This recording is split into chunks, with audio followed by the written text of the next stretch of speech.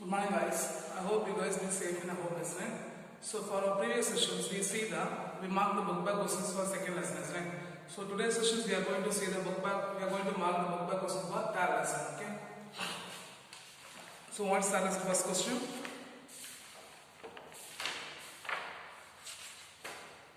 What is meant by magnetic induction? Okay, what is meant by magnetic induction? Page number 142. What is meant by magnetic induction? Page number 142. In 142, in the topic of magnetic induction or total magnetic field, left hand side, the third line, the bold letters you have to mark, okay? The magnetic induction inside the specimen B vector is equal to the sum of a magnetic field B0 produced in a vacuum due to the magnetizing field and magnetic field due to the induced magnetization of a substance. And also you have to mark the expression 3.32. Up to the expression 3.32 you have to mark, okay? Clear? Then second question, define magnetic flux. Page number 133. 133, okay? In which on the topic of magnetic flux, you mark the question, the number of magnetic field lines crossing any area normally is defined as the magnetic flux through the area. So phi of B vector is equal to B vector cross C dot A vector, which is equal to BA cos theta, which will be B perpendicular to A. That much you have to mark, okay? The third question, define magnetic dipole moment. What is that? Define magnetic dipole moment. Page number 130. Page number 130, in which you have to mark the first paragraph, in the topic of magnetic dipole moment, the bold letters. The magnetic dipole moment is defined as the product of its pole strength and magnetic length. It's a vector quantity, it's denoted by Pm vector. And mark the expression, Pm vector is equal to Qm into D vector. And the same paragraph, above the heading of magnetic field, you mark the unit. The magnetic moment is ampere per meter square. Okay, clear? Ampere per meter square. Then fourth question, state Coulomb's inverse law. What is that? State Coulomb's inverse law. Page number 135. 135. The first para, the force of attraction or repulsion between the two magnetic poles is directly proportional to product of their pole strength and inversely proportional to square of a distance between them. So F vector is proportional to Qma into Qmp divided by R square into R cap. Okay, that much enough. The next question, what is magnetic susceptibility? Page number 142. Page number 142. 142, in the topic of magnetic susceptibility, the last two third line. It is defined as the ratio of intensity of magnetism induced in the material to magnetizing field. Xm is equal to modulus of m vector by modulus of h vector. It is a dimensionless quantity, that much you have to. The next question is state Biot-Savart law. Page number 154. Page number 154. State Biot-Savart law. You mark that in the definition and explanation of Biot-Savart law is there, isn't it? The Biot-Savart law experimentally observed that the magnitude of a magnetic field to right hand side up to the expression 3.34. Up to the expression 3.34 you have to mark, okay? Up to the expression 3.34. Okay, clear? Otherwise, if it is asked for two more questions, means up to you have to write dB vector is proportional to ideal sin theta by r square. So dB vector is equal to k into ideal sin theta by r square. So dB vector is equal to mu 0 by 4 by ideal sin theta by r square. That much enough, okay? Clear? The next question, what is magnetic permeability? What is magnetic permeability? Page number 141. Page number 141.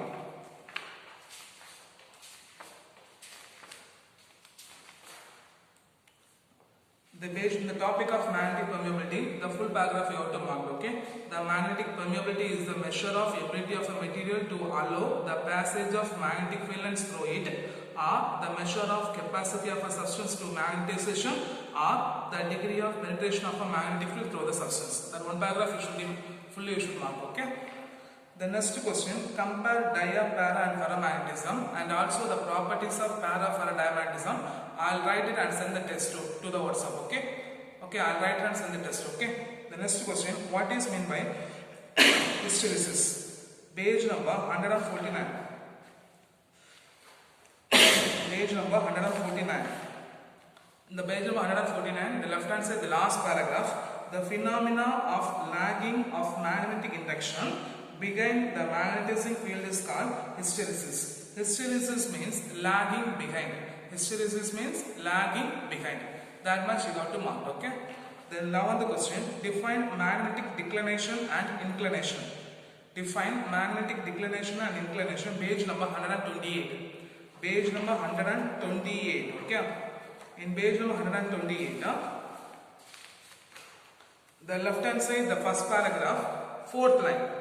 The angle between magnetic meridian at a point and geographical meridian is called declination or magnetic declination. Okay, for magnetic declination. The next one, magnetic inclination. The next paragraph. The first 5 lines. Angle subtended by the Earth's total magnetic field with the horizontal direction in the magnetic meridian is called dip or magnetic inclination at that point. So, this 2 paragraphs you have to mark, okay? The next question, what is the resonance condition of a cyclotron? Page number 175, okay? What is the resonance condition of a cyclotron? Page number 175. The right hand side, the 4th paragraph. Sorry, 3rd paragraph. Important condition in a cyclotron operation is that when the frequency f is at which the positive ion circulates in the magnetic field must be equal to the constant frequency of an electrical oscillator, FOSC. This is called resonance condition. Then F oscillation is equal to QB by 2 pi m. Up to that expression you have to mark, okay? Clear? The next question, define ampere. Page number 179. Page number 179. In the right hand side, one paragraph is the definition of ampere. Fully you should mark, okay? 1 ampere is defined as the constant current which passes through each of the 2 infinitely long parallel straight conductors kept side by side parallel at a distance of 1 meter apart in air vacuum, cause each of conductor to experience a force of 2 into 10 power minus 7 Newton per meter length of a conductor. That much you have to mark. The next question, state Fleming left hand rule. State Fleming left hand rule, page number 177. Okay, the last paragraph. The stretch out the finger, forefinger, middle finger and thumb of a left hand finger such that they are mutually perpendicular in direction. Forefinger points the direction of magnetic field, middle finger points the direction of electric current and thumb will point the direction of the force experienced by the conductor. That much you have to write, okay? That much you have to write. Clear? The next is an ammeter connected in series or parallel in a circuit Y. Page number 183. The first paragraph. Right hand side, galvanometer to ammeter, one paragraph is there. From the first paragraph fully you should mark, okay? Ammeter is an instrument which is used to measure current flowing in an electrical circuit. So the ammeter must offer low resistance such that it will not change the current passes through it. So the ammeter is connected in series to measure the current. So the ammeter should be connected in series to the circuit, okay? The next question, explain the concept of velocity selector. Page number 173 and 74. Page number 173 and 74. In 173, the motion of a charged particle under the cross magnetic field is from to next paragraph by proper next page. Second paragraph, by proper choice of electric and magnetic field, the particle with particular speed can be selected. Such arrangement of a field is called as a velocity selector. So 3.10.3 fully you should mark, okay? 3.10.3 fully you should mark. The next question, why is the path of a charged particle is not circle when the velocity is not perpendicular to the magnetic field? Page number 171. Page number 171. The right hand side, 3rd paragraph. If a charged particle moving in a region of uniform magnetic field such that the velocity is not perpendicular to magnetic field. So the velocity of a particle is split up into 2 components. One of a component parallel to the field where other component perpendicular to the field. The component velocity parallel to the field remain unchanged and the component perpendicular to the field keep changing due to the Lorentz force. So hence the path of a particle is not circle, it's a helical around the field lines. It's a helical around the field lines. It's a helical around the field lines. That much you have to mark, okay? So the next question also we have to write down. The 19th question, what happens to the domains in a ferromagnetic material in the presence of an external magnetic field? Page number 145, okay? Page number 145.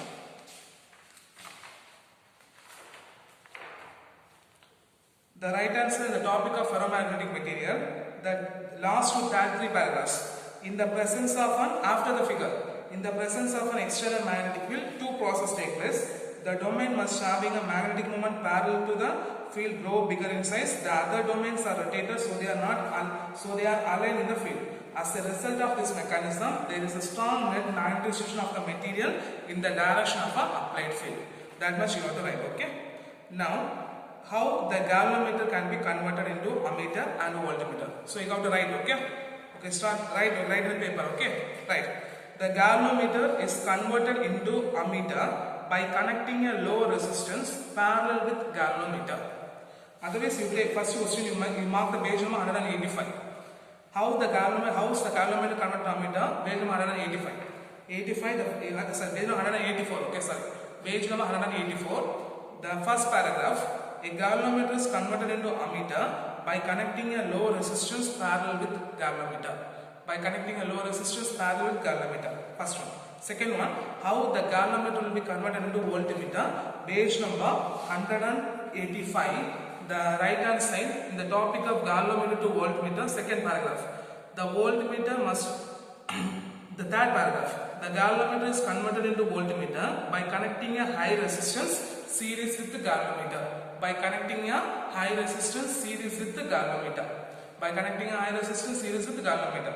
So page number 185, right hand side in the topic of galvanometer to voltmeter, third paragraph, first 3 lines. Galvanometer is converted into voltmeter by connecting a high resistance in series with the galvanometer. That much you have to write. Clear? So short answer will be over. In here, only 2 questions we didn't write it. Comparison of diaparaferromagnetism, properties of diaparaferromagnetic materials we didn't write, okay? Then I'll send it, I'll write and send the test, okay? The next long answer question. First question, discuss the electric field in detail. Discuss its magnetic field in detail. Page number 127 and 28. Page number 127 and 28. In 127, yet magnetic field and magnetic elements are there, from to the 3.1.1. 3.1.1 fully you should mark up to above the example 3.1. Up to above the example 3.1. At magnetic poles, the earth magnetic field is perpendicular to the surface of earth, which implies that the needle of a magnetic compass rests vertically at an angle of dip. I is equal to 90 degree. So BH is equal to 0, BV is equal to 0. So the vertical component is maximum at poles and horizontal component is 0 at poles. That much you have to mark. Okay. Then second question, deduce the relation for the magnetic field due to a magnetic field at a point due to an infinite long straight conductor carry a current. Page number 156 and 157. Page number 156 and 157. From figure 3.322. The page of 157, above the heading of magnetic field produced on along the axis of a current coil, up to the expression 3.36, you got to mark, okay? Up to the expression 3.36. B vector is equal to mu 0 I by 4 pi a into 2 n cap, which is equal to B vector into mu 0 I by 2 pi a n cap. That much you have to mark, okay? The next question, obtain a relation for the magnetic field at a point along the axis of a circular coil carrying current. Page number 157 and 158. In 157, the paragraph 3.8.3. Consider a current carrying circular loop to page number 158 up to the expression 3.38. Up to the expression 3.38 you have to mark, okay? Up to the expression 3.38 you have to mark. The next question, compute the torque experienced by the magnetic needle in a uniform magnetic field.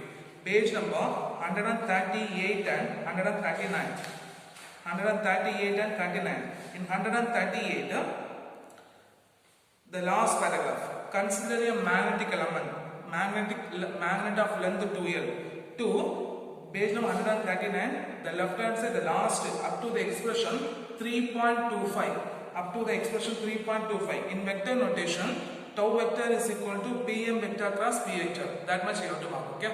Tau vector is equal to pm vector cross p vector. That much you have to mark. The next question.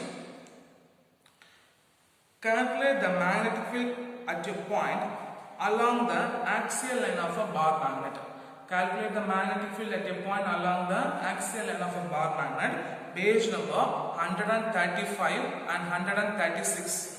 135 and 136. In 135, the last paragraph. Consider a bar magnet NS2 up to the expression 3.14. Up to the expression 3.14. In page number 136, up to the expression 3.14. You got to mark, okay? Clear? Clear. The next question. Obtain the magnetic field at a point on the equatorial line of a bar magnet. Page number 137 and 138. In 137, first paragraph. Consider a bar magnet NS2. In page number 138, up to you have to write above the example 3.6. The magnitude of B axial is twice that the magnitude of a B equatorial, and the direction of a B axial and B equatorial are opposite. That much you have to write, okay? Clear? The next question. Find the magnetic field due to a long straight conductors using Ampere's circuital law. Find the magnetic field due to a long straight conductors using Ampere's circuital law. Page number 162 and 163. 162 and 163, okay? In 162, the 3.9.2, that figure, from figure 3.372 in page number 163 up to the expression B vector is equal to mu 0 I by 2 pi r n cap, where n cap is a unit vector along the tangent to the Amperean loop. That much you have to mark. So in 162, from the figure 3.372 in page number 163 up to the left hand side, the last paragraph. The next question. Discuss the working of cyclotron in detail. Discuss the working of cyclotron in detail. Page number 174 and 175. Page number 174 and 75. In the topic of cyclotron, the right hand side, cyclotron is a device to, in page number 175, up to the limitation of cyclotron. The speed of ion is limited, electron cannot be accelerated, uncharged particles cannot be accelerated. That much you got to mark, okay? That much you have to mark. Clear? The next what is tangent law? Discuss in detail. Page number 158, 59, 60. Page number 158, 59, 160. Okay? In page number 158, tangent galvanometer is a device. The left hand side, the last paragraph. Tangent galvanometer is a device which is used to detect very small current to page number 160 up to the expression 3.41. Above the example 3.14. Above the example 3.14, BH is equal to mu 0 n by 2 r 1 by tan cube. That much you have to write, okay? Clear? Clear. The next question. 10th question, we didn't talk on a current carrying coil is magnetic field. We didn't teach. Later, after we finish, I'll take that when you back to the school. After we're taking class, we should mark, okay? Then 11th question, discuss the conversion of galvanometer into ammeter and also voltmeter. Here they have both 2 3-mark questions there, okay? Conversion of galvanometer and ammeter will be 1 3-mark question and 5-mark question. Conversion of galvanometer to voltmeter will be 1 3-mark question. Maybe they'll ask for 5-mark question. So page number 183, 84, 85. In page number 183. Already we marked this. Galvanometer is an instrument from to, in page number 185 up to the key points. Third key point, RH is equal to n minus 1 into Rg. In page number 185, the right hand side, the last key point, third key point. In order to increase in the range of voltmeter n times, the value of a resistance to be connected in series with the galvanometer, RH is equal to n minus 1 into Rg. RH is equal to n minus 1 into Rg. That much you have to mark, okay? The next question. Calculate the magnetic field inside and outside of a long solenoid using Ampere's circuital law. Page number 164 and 165. Page number 164 and 165. In page number 164,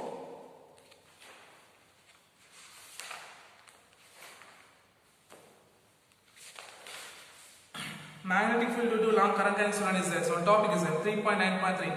Consider a solenoid of length L. From to page number 165, the left hand side, the last paragraph. Since N is a constant for a given solenoid and mu0 is also constant, for a fixed current I, the magnetic field inside the solenoid is also a constant. The magnetic field inside the solenoid is also constant. That much you have to mark, okay? So, the consider a solenoid of length L having N turns to the right hand side 165, left hand side the last paragraph. Since the N is constant for a given solenoid and mu is also constant, for a fixed current I is the magnetic field inside the solenoid is also constant. That much you have to mark, okay? Clear? The next question. Derive the expression for the force between the two long parallel current carrying conductors. Page number 178 and 179.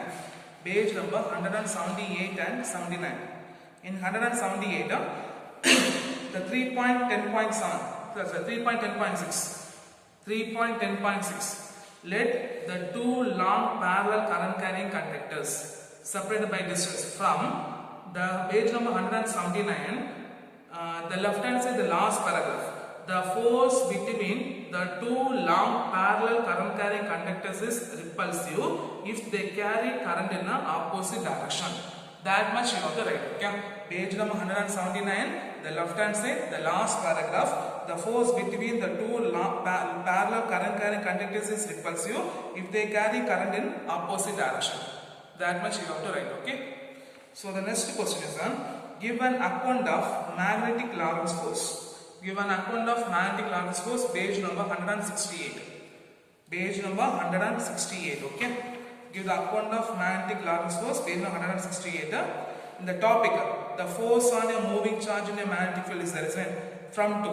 When an electric charge Q is moving with the velocity to the right hand side, above the definition of Tesla. If the velocity v of the charge is Q is along the magnetic field B vector, then the force Fm vector is equal to 0. Up to the 7th point you have to mark, okay? Up to the 7th point you have to mark. Clear? Then 15th question we should write. Then 16th question, derive the expression for force on a current carrying conductor in a magnetic field. Derive an expression for force on a current carrying conductor in a magnetic field. Page number 176 and 77. 176 and 77. In page number 176,